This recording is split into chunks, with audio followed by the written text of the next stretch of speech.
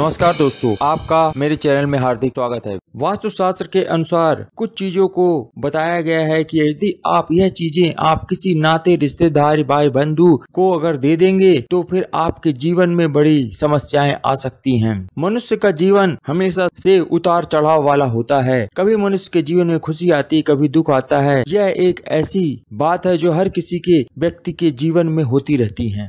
आपका जीवन सुखमय हो, समृद्धशाली हो, आपके परिवार में कभी परेशानियां ना हो, इन्हीं सब बातों को सोच करके ऋषि मुनियों ने और हमारे पूर्वजों ने कुछ मान्यताएं बनाई थी जो कि वास्तुशास्त्र में भी बताई गई हैं और ज्योतिष शास्त्र में भी कुछ इनका हिस्सा मिलता है। उन सभी बातों से यह पता चलता है कि मनुष्य के जीवन में आ रही समस्याओं के समाधान के लिए ही वास्तुशास्त्र और ज्योतिष शास्त्र का निर्माण किया गया। इन शास्त्रों के अनुसार अगर देखा जाए तो मनुष्य की समस्याओं को हल करने का ही बताया गया है कि जिस तरह से आदमी के जीवन में दुख आते हैं तो सुख भी आता है। मनुष्य दुखी ना हो उसी को सोच करके ये कुछ बातें ऐसी हैं जो मैं आज इस वीडियो में आपको बताऊंगा। आपको कभी दान नहीं देनी है, किसी को नहीं देनी चाहिए, नहीं तो आपके घर में आर्थिक हानि हो सकती है। इसी बात को ध्यान में रख के मैंने यह वीडियो बनाया है। यदि आप पहली बार मेरे इस चैनल पे आए हैं तो चैनल को सब्सक्राइब अवश्य कर दीजिएगा और वीडियो देखने के बाद लाइक कर दीजिएगा और ज्यादा से ज्यादा अपने बंधु बांधवों में इस वीडियो को शेयर कर दीजिएगा।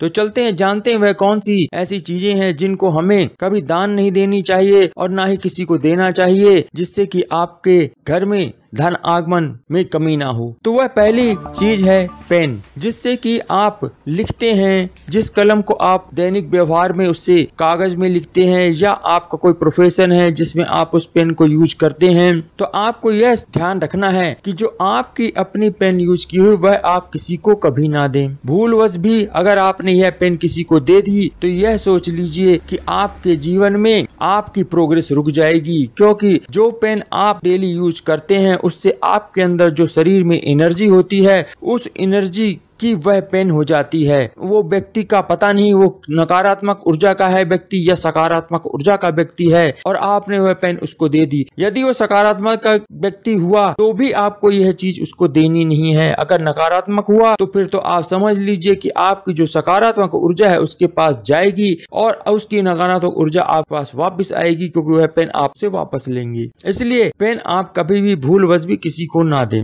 यह धन से जुड़ी हुई चीज भी होती है और आपने जानते ही हैं कि पुरानी मान्यताओं के अनुसार बताया हुआ है कि जमराज और चित्रगुप्त जो होते हैं वह हर किसी के कर्मों को लिखते हैं। तो जो व्यक्ति कलम से लिखता है उसका सीधा ही असर होता है, उसके जीवन पे पड़ता है। इसलिए आप पेन भूल के भी ना दें। दूसरी है सगाई की अंगूठी। हर व्यक्ति जिसकी शादी होती है उसको सगाई में अंगूठी अवश्य मिलती है, चाहे आप पुरुष हो या महिला हो। तो आपको अपनी सगाई की अंगूठी कभी भी उतार के किसी को भी नहीं देनी है। मजाक मजाक में कई बार होता है कि आप सगाई होने के बाद वह अंगूठी किसी को पहना देते हैं, तो ऐसा कभी भूल के भी मत करिएगा। यदि आप ऐसा करते हैं तो फिर आपके संबंधों में खटास आनी शुरू हो जाएगी, आपके घर में झगड़े होने शुरू हो जाएंगे। आप जो पति पत्नी हैं तो उनके बीच में मनमुटाव होने लग जाएगा। जब आपको सगाई की अंगूठी दे तो किसी भी व्यक्ति को भूल के भी ना दे। यदि महिला है तो अपनी मित्र को भी यह ना दे, पुरुष है तो पुरुष भी अपने मित्रों को कभी भी भूल के सगाई की अंगूठी उतार करके ना दिखाएं, ना पहनाएं किसी को। इससे आपके संबंधों में खटास आएगी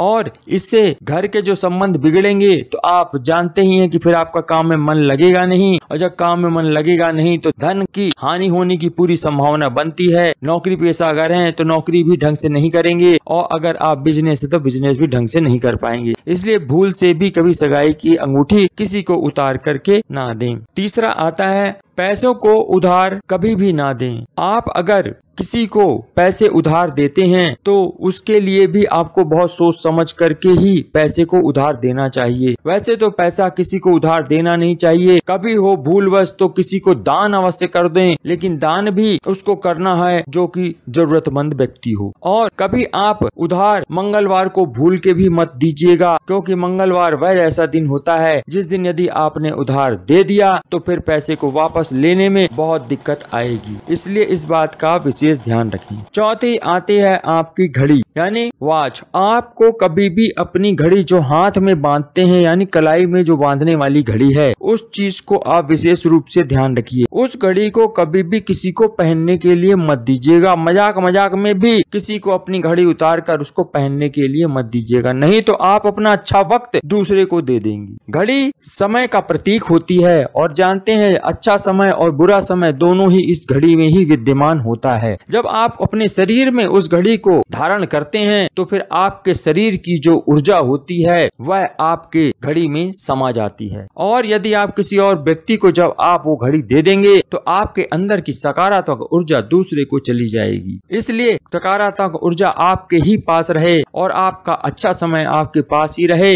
और यह आप सभी जानते ही हैं कि जब अच्छा समय होने का मतलब यही होता है कि अधिक से अधिक आप धन कमा रहे हैं, अधिक से अधिक आपके यहाँ सुख है, और सुख तभी आता है जब धन आएगा। यदि आप किसी को घड़ी देते हैं तो आप अपने जो धन कमाने की या धन आने के जो साधन हैं वो कम होने शुरू हो जाते हैं, इसलिए आप भूल से भी घड़ी किसी को कभी ना दें। और पांचवी चीज है गणेश जी की मूर्ति। गणेश जी को विघ्नहर्ता कहा गया है, साथ ही साथ वह सभी शुभ कार्यों के करने वाले हैं, इसलिए आपने कभी भी देखा होगा जब भी शादी होती है उसमें गणेश जी की फोटो सबसे पहले छपी होती है और पहला कार्ड गणेश जी को ही दिया जाता है, क्योंकि गणेश जी की कृपा से उस कार्य में कोई बाधा नहीं आती है। और यदि आप अपने कार्यों को सफलता पूर्वक करना चाहते हैं और अपने जीवन में कोई विघ्न ना आए, परेशानी ना आए, तो आपको यह बात विशेष तौर से ध्यान रखनी ही चाहिए कि आप कभी भी भूल से भी जब बेटी की शादी हो जाए तो गणेश जी की मूर्ति या